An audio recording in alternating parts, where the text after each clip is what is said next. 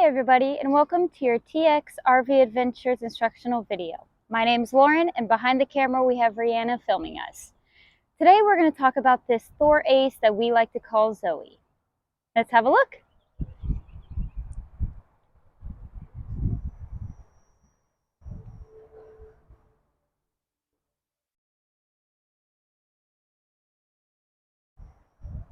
The first thing you want to do whenever you get to your campsite is you want to hook everything up.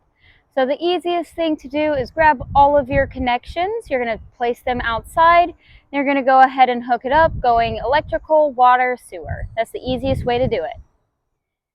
Right over here we have our 50 amp electrical cable. This is going to go into the RV. It is a twist lock, so you're going to connect it, twist it to lock it in place, and then you're going to take this side, which has our prongs.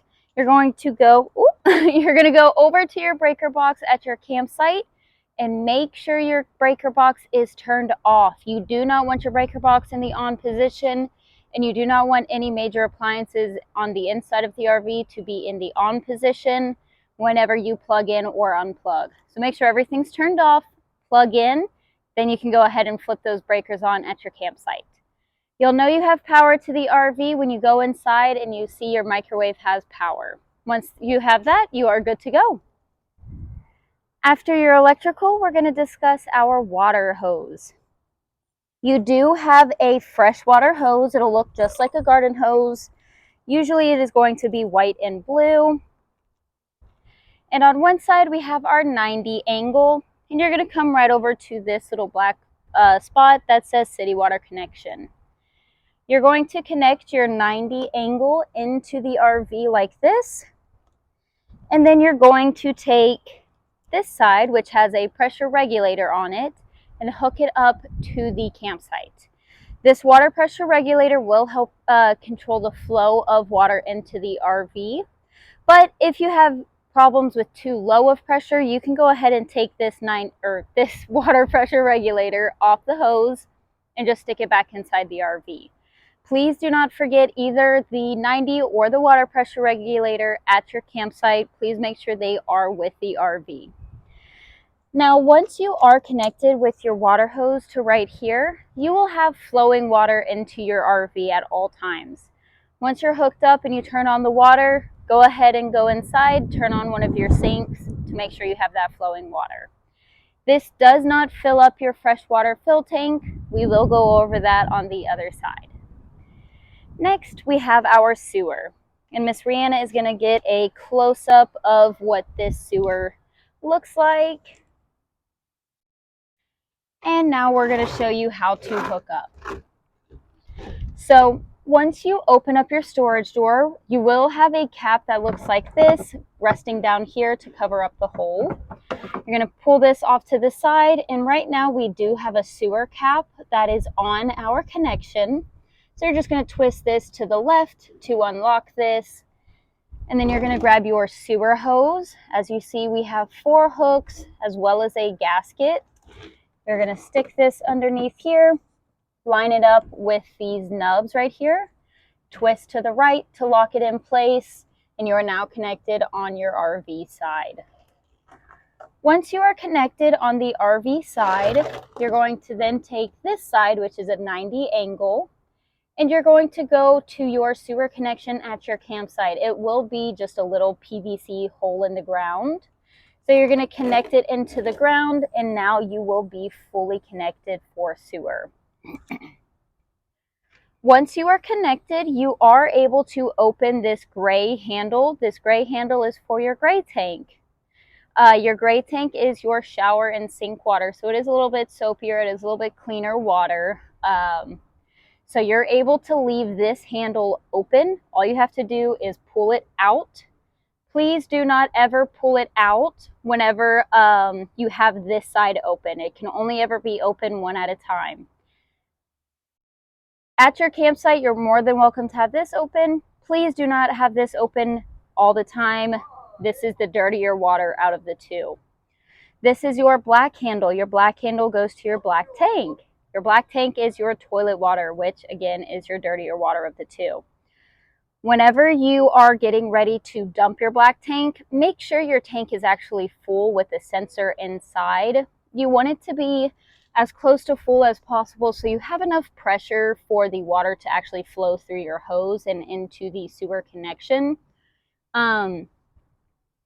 This, excuse me, this will be dumped probably every 2 days, depending on how, excuse me, depending on how much you go to the bathroom. Whenever you are getting ready to leave, if you are leaving the next day, the night before, I want you to close both of these handles. Make sure they're both closed, but go ahead and keep this sewer hose connected. Once you are closed off on both sides, go inside and continue about your stay as usual. Go to the bathroom, use the shower and the sinks as usual, and then the next morning come out here and dump your black tank first. Get all of that black water out of the sewer tanks, and then close this off, and then open your gray tank. Opening your gray tank will allow your hose to be cleaned out with that soapy water after you just dumped your black tank. Now, if you also want a good little tip or trick, go ahead and dump both of these, close them off, unhook your sewer hose, and then go inside and flush your toilet for about a minute, and then add a little bit of Dawn dish soap or the dish soap that we provide.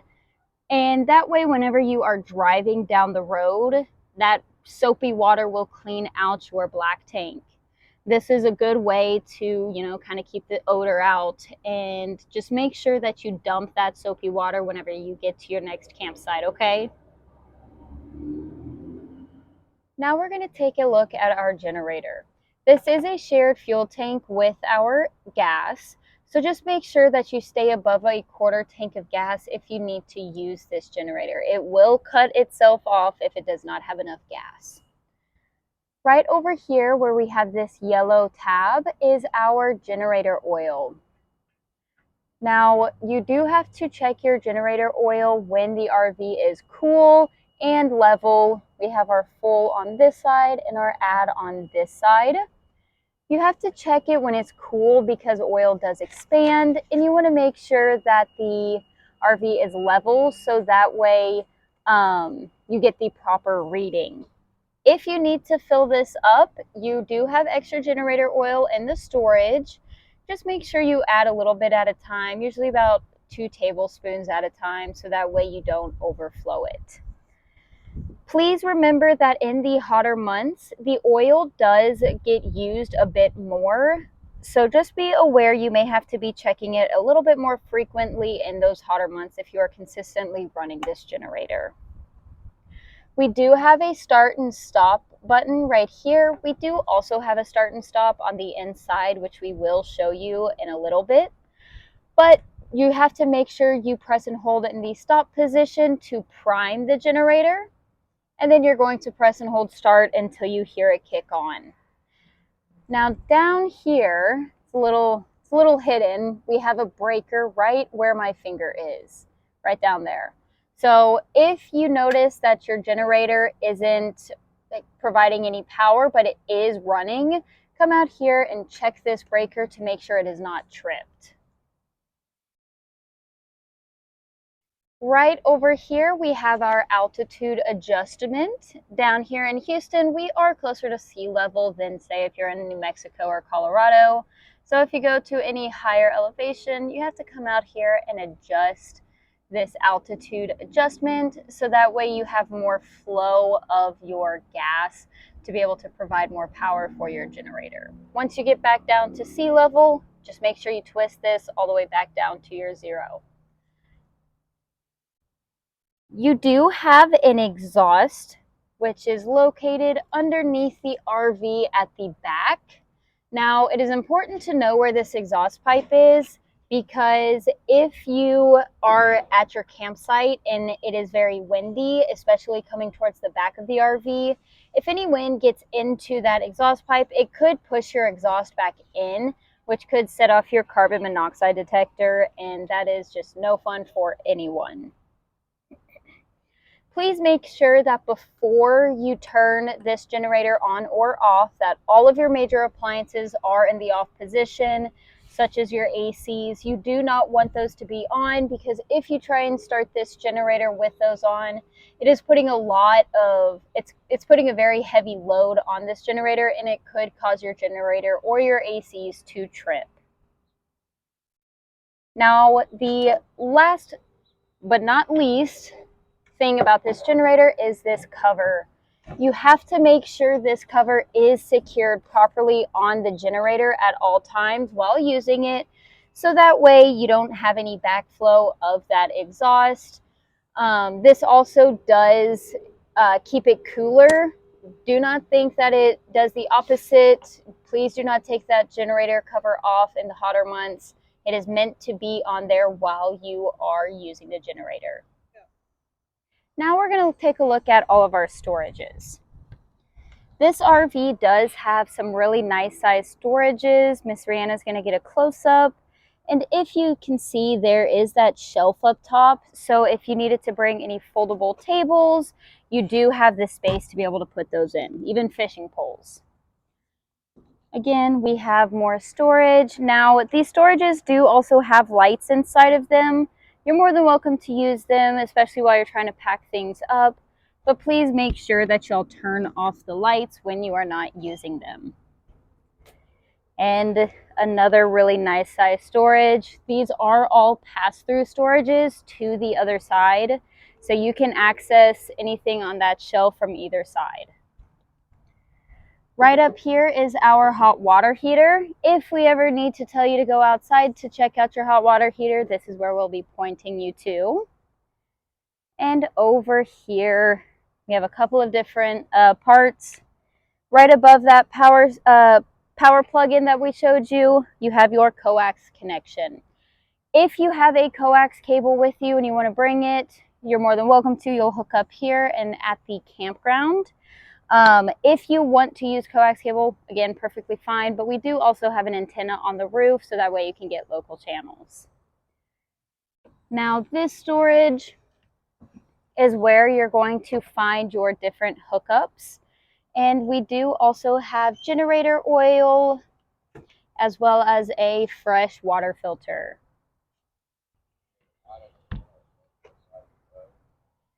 Now we're going to take a look at our propane tank. So down here is our propane tank. This tank does hold up to 88 pounds of propane. And you can take a look at this gauge right here. This will be your truest reading for your propane tank.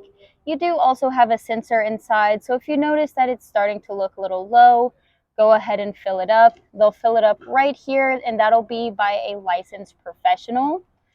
And then this brass knob always needs to be to the left, so that way it is open. You do have a couple of different features that use propane in this unit, which include your hot water heater, your furnace, as well as your stovetop/oven. Once you get this propane tank filled up, go ahead and go inside and ignite your stovetop for a couple of seconds, so that way you can bleed out any of the air that may be in the lines. The specs of this RV are the length, which is 32 feet, the height, which is just over 12 feet. So make sure you don't go under any bridges or anything that is 13 feet or lower. And our fuel capacity is 80 gallons. Now that fuel tank is on the back side of the RV. It is located right here. Regular gas only. I cannot stress this enough. Please do not put diesel in this RV. It is regular gas only. Right down here, we do have our tow hitch. It is a standard receiver that can tow up to 5,000 pounds. That is a tow capacity. And we do allow towing, so if you needed to tow a golf cart on a trailer or anything on a trailer, that is more than welcome. We do have a small towing fee. Just go ahead and ask about that before you go out on your reservation. Or you can put a bike rack or even a luggage rack back here. There's a couple of different things you can put back here, so it is a standard receiver. Right up here, we do have our backup camera. We also do have side view cameras. So every time you turn on those turn signals, they will pop up on your screen inside.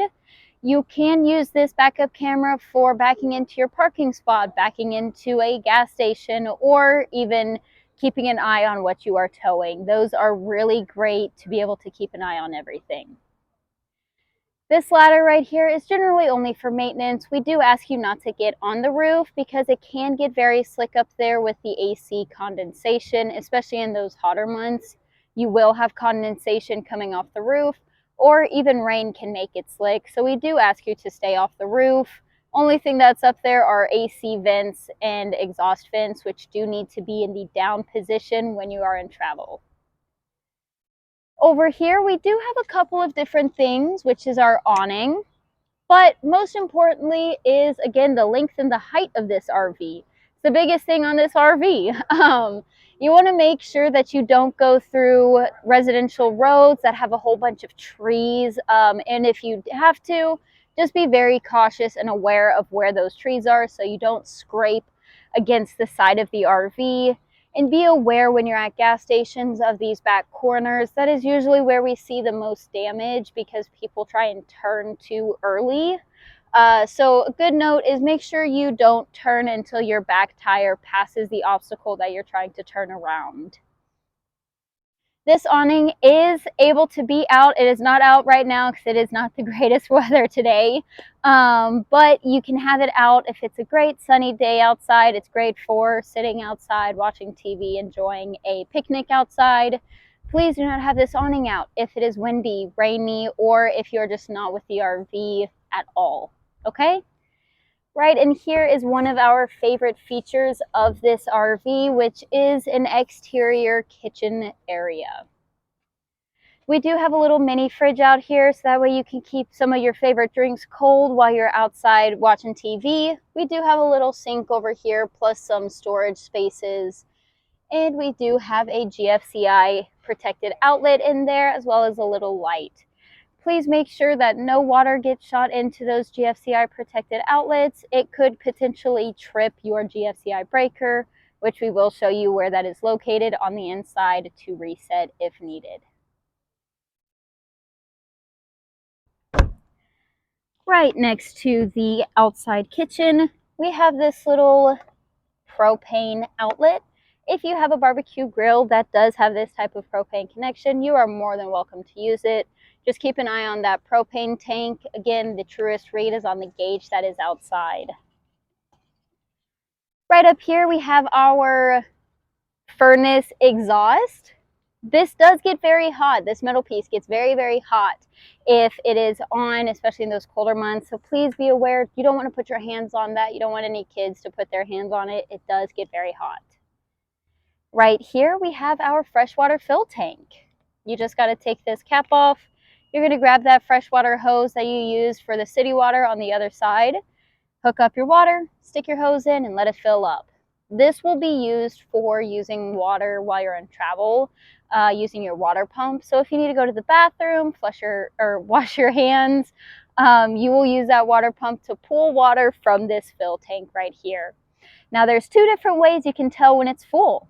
You can know it's full whenever that sensor inside is showing full, or you'll have water coming out of the hole. That is totally fine, totally normal for water to be spitting out of this little hole right here.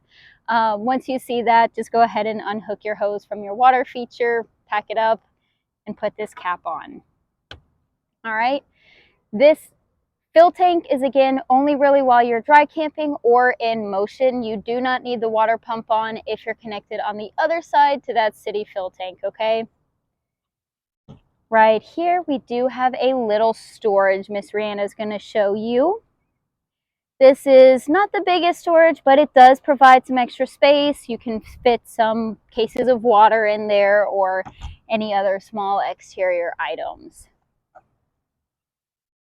Right here, we do have that exterior GFCI protected outlet again. Just another reminder, please do not let any water get shot into this. If it does, you will trip your GFCI. Right here is not necessarily a storage. It just contains our house batteries for the RV. So if you ever need to know where they are located right next to the entry door of the RV. Now, over here is probably one of the coolest features. In here, we have this double-sided storage that allows you to have things pass through on either side. And again, it does have that shelf on top. So if you have any fishing poles or you have any foldable tables, you can access it on either side of the RV, which I think is just really neat. It is a very good size storage that has that little pass through right there as well.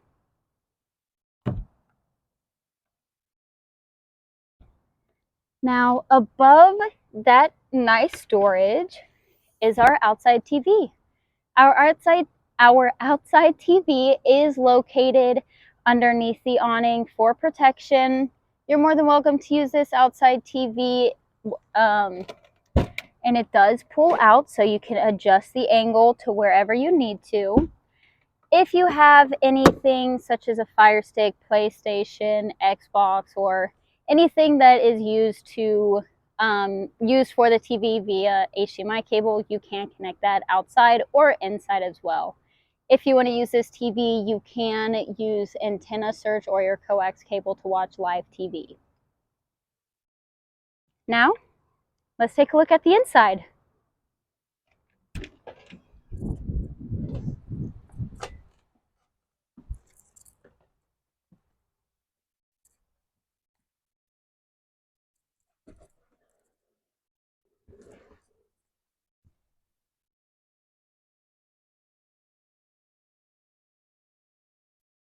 Now we're going to talk about the first things to do whenever you get to your campsite. This is our automatic jack panel. It is located to the left of our steering wheel, and you need to make sure that you have your engine on and your parking brake down here engaged. Once you have both of those on, you're going to press and hold this on-off button until it powers on. You'll see a little orange light right here, and then it's going to tell you one of these things. If you need to wait, just give it a couple of minutes and you should be able to lower your jacks. Once you are good to go, you're going to press and hold this auto button again for a couple of seconds. You will see another orange light underneath this auto, and you will start to hear the self-leveling jacks go down. This process does take just a couple of minutes, so once you get the green light flashing in the center of this diamond, you can go ahead and go outside and make sure that you are level. Please make sure you level the RV with these jacks before you slide out. That is the most important thing to remember, as well as make sure you retract these jacks whenever you are fully slid in. It should be the last thing you do before you leave. You then have this switch, which controls our exterior mirrors. This only controls the top portion. The bottom is manual, so you will have to adjust that manually. We have mirror heat for when it is cooler. We have a couple of charging outlets. We have an emergency start, which basically jumps your RV with one set of batteries. You have two different batteries. One is your chassis or engine battery. You then also have your house batteries, which controls everything behind the cab of the RV that is not pertaining to the engine. Right here we have our emergency brake release. And then we also have our turn signals and windshield wipers. We have our menu setting controls, as well as our cruise control settings, and our gear shift right over here. This is a very standard truck front. And over here on the right side of the steering wheel, we do have what's called a sunshade, which is going to control this shade up here. As you can tell, you just push up or down. This does help block out heat in the middle of the day, as well as give privacy whenever you are trying to go to sleep. You do have a cab light, which is going to control two lights above below some cabinets. Right over here, we have our radio. Our radio is AM, Bluetooth, FM, Sirius XM. If you have a subscription, they can activate it on our radios for you. This is also where our backup camera is going to show up. you have a camera option right here. The engine does need to be on, and you need to be either having your turn signal on or your reverse on to be able to display, or you can go to Bluetooth phone, Bluetooth audio, or if you have a plug-in. Then right below you have your controls. So this is how you're going to power it on and off. Plus you can also turn the volume up and down. We have our AC controls right here. In the summertime, you want to make sure this little snowflake is on. There will be a little blue light on the button. This does help the AC cool down. You have your fan, your temperature, and where your AC is blowing. Down here, you do have a couple of other charging ports, as well as your hazards. That is important to know where they are. Right here, we do have our tire pressure monitor system. Our tire pressure monitor system, like mentioned outside, is in time, so it will update you as you're driving. You do have this set button right off to the side. If it does alert you and it starts to beep, you can press this set button and it will turn off the beeping, but whichever tire was being alerted will still flash on the screen. Now, it is normal for your tires to go up or down a little bit in pressure, so just keep an eye on it. If it goes up too high or too low, go ahead and pull over and act accordingly, whether it's letting a little air out or filling it up. Okay, we do also have a couple of cup holders down here, as well as over on the passenger side. We do have this really neat pull-out table feature for whoever is sitting in the passenger seat. If they are working or if they need to eat, you do have that little feature for you.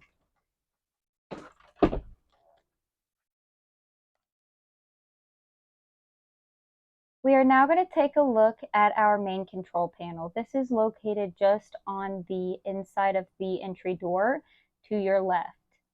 Over here, we're going to talk about our sensors.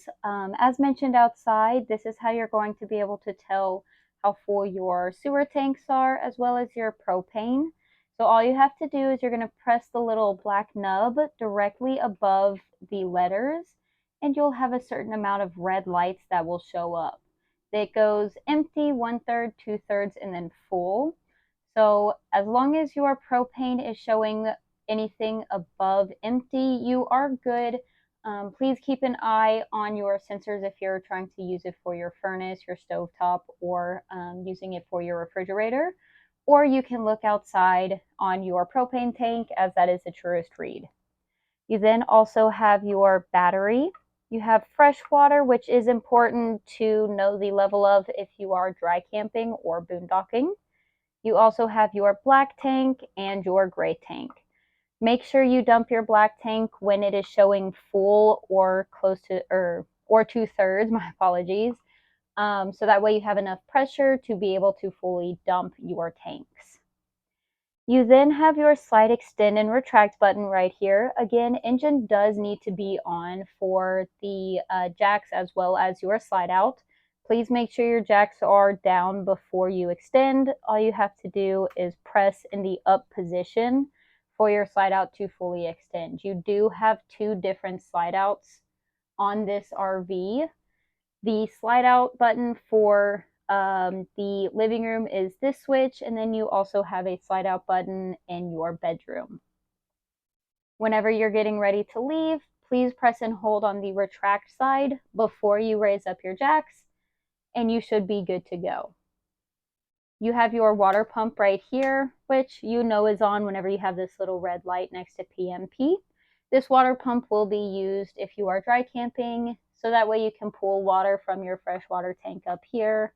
If you are hooked up to city water, you do not need this water pump on. The water pump is only while you are in travel or you are dry camping. You then have two different water heaters right here. You have one that is propane and one that is electricity. If you are connected to your 50 amp power cable at a campsite, you can flip this on once you get to your campsite and just leave it on.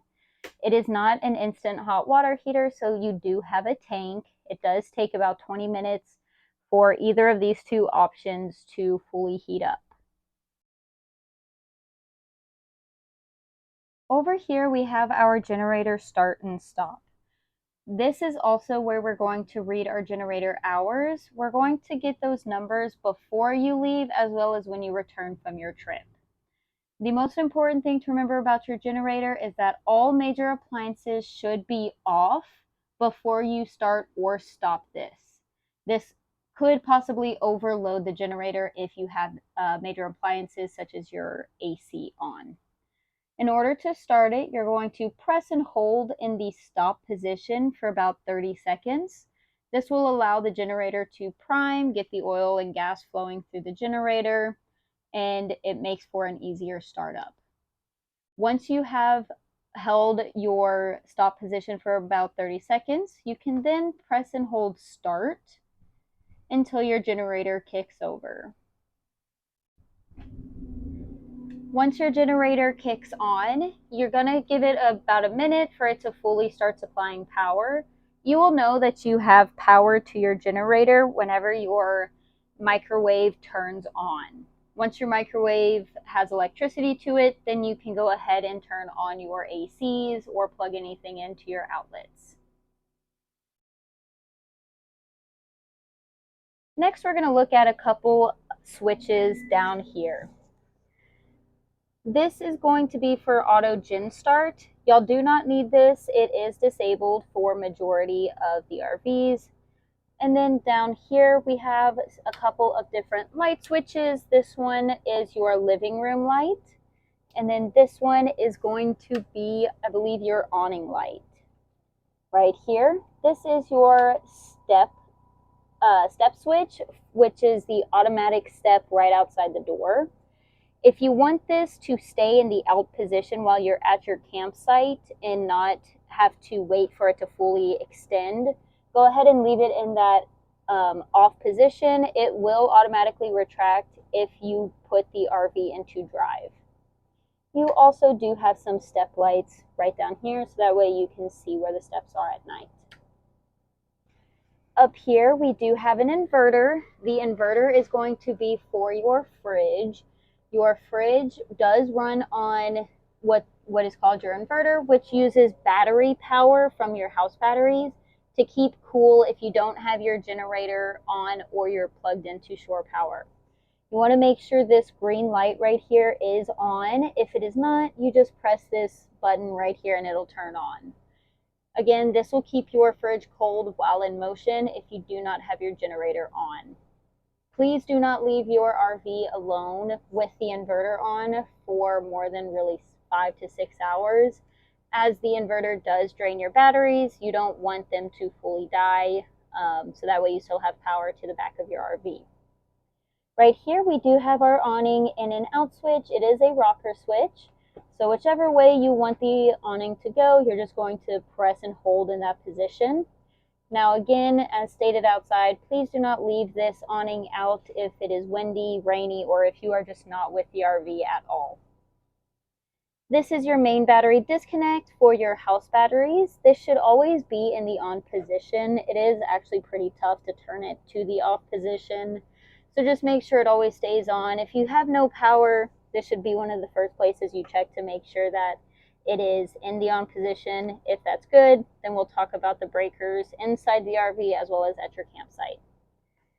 This box right here is for your solar charge. You do have solar panels on the roof, and this will also tell you the battery voltage for your house batteries. You want to make sure you're staying between 12 and 14 volts, as that is the best amount of power for your awning, your slide outs, as well as your lights. Now we're going to talk about our safety features. Right here to the right of the entryway, we have a fire extinguisher. Right above the stairs, we also have a smoke detector, and underneath the dinette, we do have a carbon monoxide detector.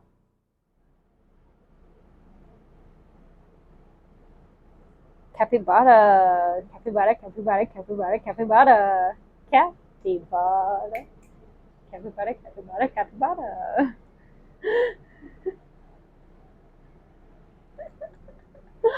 Okay, are you still rolling? Okay. Now we're going to talk about the kitchen.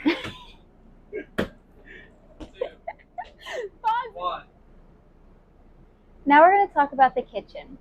For a full list of everything that we stock, it is on our website. But in here we have our pots and pans, plates, bowls, mixing bowls. We do supply some cleaning supplies, as well as over here we have cups and mugs. Down here we have our utensils and more utensils. Underneath the sink here we do stock a coffee maker as well as a toaster. And the coffee maker is K-cup or coffee ground usable. It's completely up to y'all. Now over here we have our microwave. Again, this microwave will turn on whenever you have the generator or using shore power. Down here we do have our stovetop. Our stovetop is propane only. Please make sure that this glass is pulled back before you try and start cooking. And all you have to do is you're going to push one of these three burners in to the flame. And then you have your sparker right here. This sparker only ever goes clockwise. It never sets back to straight up like these. That is totally okay. This is just the sparker. Again, push in till you see the flame. Turn your igniter and you will have your flame. Over here we do have a little light. This top light is going to be the decorative lights. And then the bottom is decorative. Plus we do have an oven light down below. Now to start the oven is pretty much the same way as the stovetop burners. You're going to push in and hold on the flame, and then you're going to spark. Now this does take a little bit longer if you are going to try and start this oven immediately after you refilled propane. That is totally normal. Just use one of the stovetop burners to bleed out the air. And this oven is a lot smaller than your normal oven at your home. So you're going to have to adjust your cooking times a little bit, whether that's by the temperature or the actual cooking time. Over here we have our fridge. Now down below we have our really nice sized fridge. And up top we have our freezer. Again, this fridge does stay cold by using the inverter or the generator or shore power. So you have a couple of different ways to keep this fridge cold. If this fridge does defrost, it takes about an hour for it to fully freeze up again. It'll go from top to bottom. Now right over here, just on the other side of the kitchen, is our first AC control. You're going to push this little black nub all the way to your cool, and you can set your temperature by adjusting this. Now we do ask you not to push it all the way to the side like that. That does cause the AC to freeze up and it will stop working. Please make sure that this AC as well as the AC unit in the bedroom are in the off position right here before you start or stop your generator or plug into your shore power. You can also control your fan speed over on this side. Now this is our first AC unit. This is in the living room. And the way you're going to adjust the flow is you're just going to push this closed on both sides, and closing that pushes the air into the vents up front. Same thing with the air conditioner unit in the bedroom. Or if you want to cool the RV down very quickly, very fast, open those up. That is the fastest way to cool the RV down.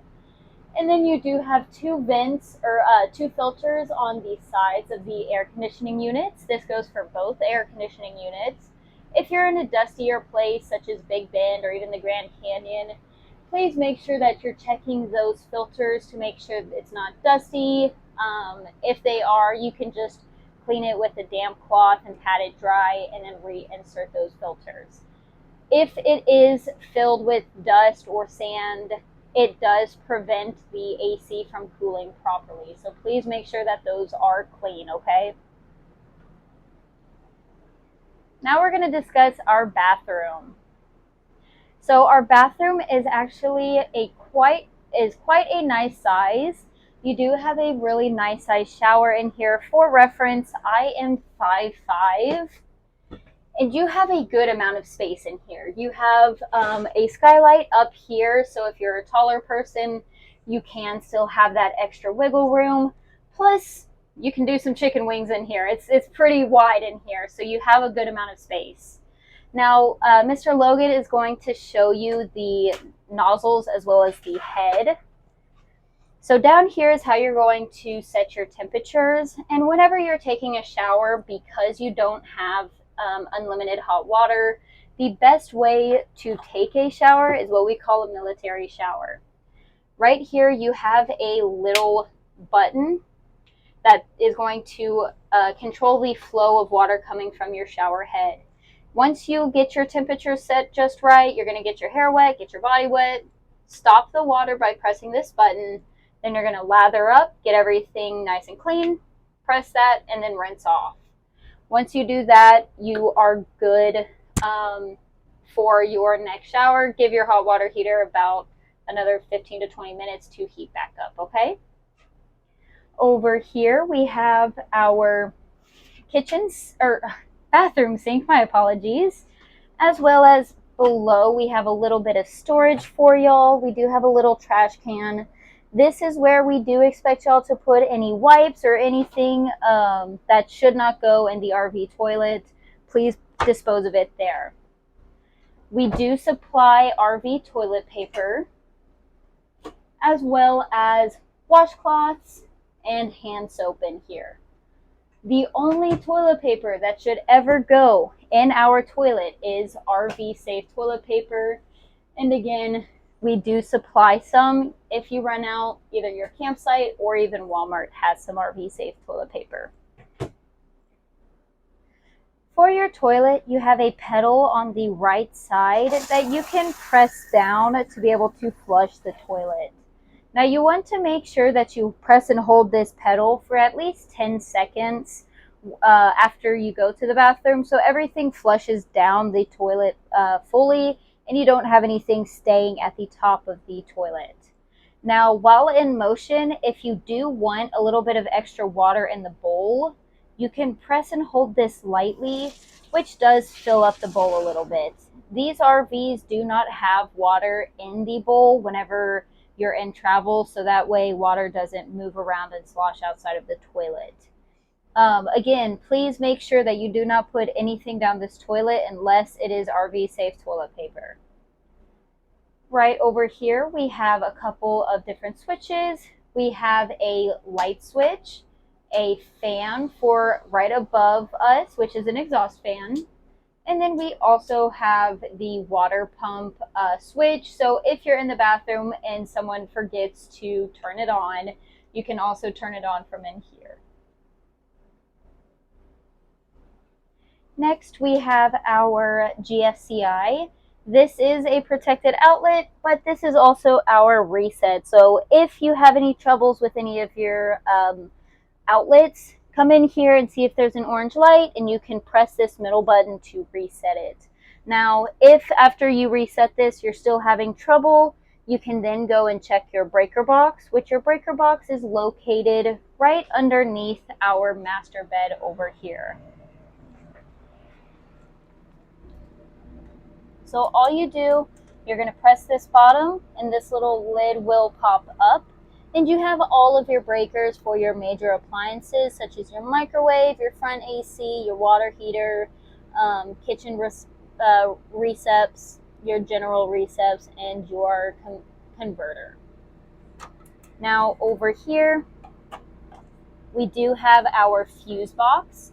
So these are general fuses. This is usually for lighter or smaller things such as lights. If you have any problems with any fuses, again, they are general fuses.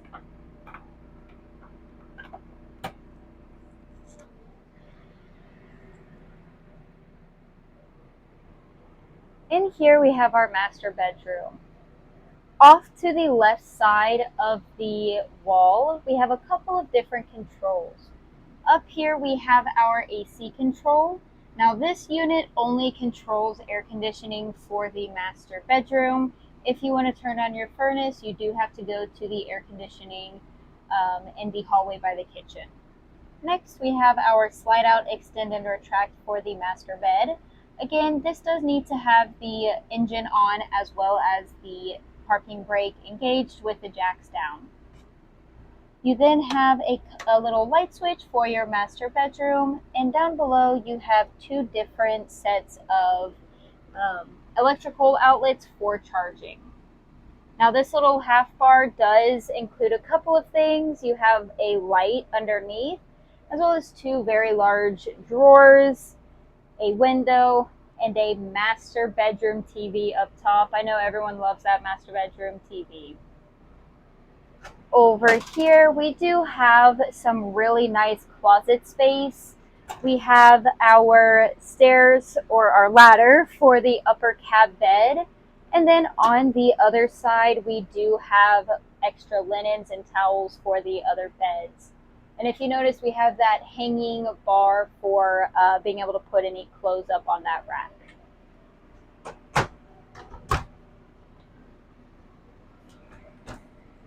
We do have drawers underneath as well for extra storage. And right above the master bedroom or the master bed, we have extra storage that does contain the blankets for the extra beds. And we do have three different windows in here. This far back one being an exit window in case of any emergency.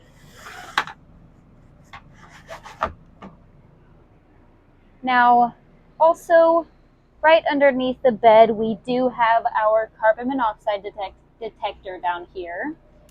If you have any problems with this going off, you do have a little reset button right here just below this green light that you can press, and that will turn off the alarm. If it does get hit, it does sound like the fire alarm. It is okay, just press that button. If it goes off and no one is in it, then go ahead and give us a phone call and we will make sure y'all are properly taken care of. If you notice, we also do have our electrical outlet right off to the side. You do have a couple of USB ports as well on the sides of the bed.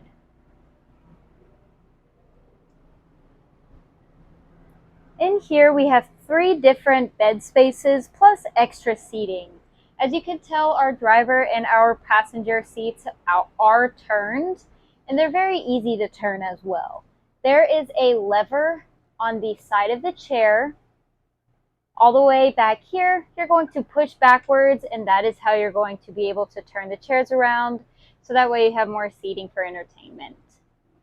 This first bed right here, which is at the couch, is a jackknife couch. So you want to move your pillows, and all you do is you're going to pull this up, and underneath here we do have extra storage space. So if you need to put any cases of water or anything under here, you are able to do that. As well as our seat belts are bolted into the RV, which is very nice, very good safety feature. All you do is pull this and lower it, and then you're just going to flatten out the cushions and make sure the seat belts are tucked in so you're not slipping on any seat belts. This is great for any kids or even a single adult. To put it back into couch position, you're going to push up and then pull the backing of the couch a little bit, and you're back to your couch. Now this is your dinette table, which does also turn into a bed. Right underneath the table, you do have a small latch that you will turn to the left. And once that is turned, you're going to then pull both of the bottom cushions up so they are out of the way. And you just push this down, and Logan will come on over and I'll show you where the tabletop lays. Underneath these cushions, you have these two different trim pieces where this tabletop lays flat. You'll then grab the backings and set them down on your tabletop for a complete bed. When you're ready to have a table again, you just pull this up and then you push this latch back into its locking position. You do also have extra storage underneath the dinettes. They're just pull-out drawers, so you can also store some things down there. Now we do have a very large bed above the driver and passenger seat, and that is going to be controlled over here with a simple key and rocker switch. You want to make sure that the engine is in the off position and key is out of the ignition. You do have 2 pins, which I will show you in just a few moments, to make sure those are out before you try and lower. And you're going to just press and hold for lower or press and hold to raise. Okay? When not using it, just make sure you are in the off position. Next, we're going to discuss our TVs. So you do have universal remotes for your 2 TVs, but whenever you're getting ready to start up your TVs, if you want to watch just local channels, you are going to make sure your input is on TV, and then you're going to press your menu button off to the side, and you're going to go over to channels, and then auto channel search, and make sure you're on the antenna selection if you're just using the roof antenna. We will show you where the button to make sure that is on in just a minute. Or if you are connected to a coax, you're going to choose the first box. But since we're using the antenna, you're going to select that, and you're going to let that start searching for channels. Now in this cabinet up here, we do have a couple of different things. Over here, oh, we have some wires. Over here we have this little green light, which needs to be on if you're going to be using the antenna. If you're going to use your coax cable, you do have a little button right here that you can press to turn the antenna off and start using your coax cable. We do have outlets over here, as well as an HDMI cable, so that way you can hook up a PlayStation, Xbox, or anything like that. As well as this RV does come with a Wally dish box, which is for channels anywhere in the country. Now, as you can see, we are already getting a couple channels. We're currently at 61 channels. Oh, my apologies, 72 now. This does take a couple of minutes, so just set that up while you're getting ready for y'all's camping experience. Now, y'all do have Wi-Fi, but the Wi-Fi is only while you are in travel. You do have a Wi-Fi hotspot, which is cellular Wi-Fi. It is connected to your OBD2 port, so it only activates when you are in travel and in motion. Now, keep in mind, this is simply a cellular hotspot, so sometimes you may not get the best signal if you're going through any dead zones. But once you get to your campsite, go ahead and connect to your campsite Wi-Fi. We're going to go ahead and turn this TV off. And now it's my favorite time of the instructional video, which is the favorite part, or the favorite thing about these RVs. I'm going to let Logan go first. What is your favorite thing about this RV? My favorite thing about the RV is probably the kitchen space. Yeah, let's take a look at that. You have a lot of counter space here, as well as storage on top and below. And you even have pantry space left of the fridge, which Miss Lauren will demonstrate.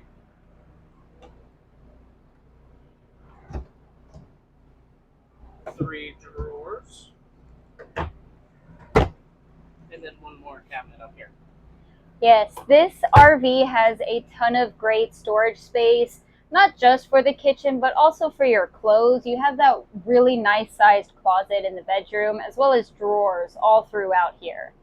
Now, my favorite thing about this RV is probably this master bed. It is a king size bed, as well as it is flat while in travel. It's very easy to access. So if you're trying to transport anyone who has a weaker mobility, this is great for them. They can easily lay down, and it's also very close to the bathroom, so it's not too far of a walk. And it's also not that hard of a walk because this is still a really nice size when you are still slid in. All right.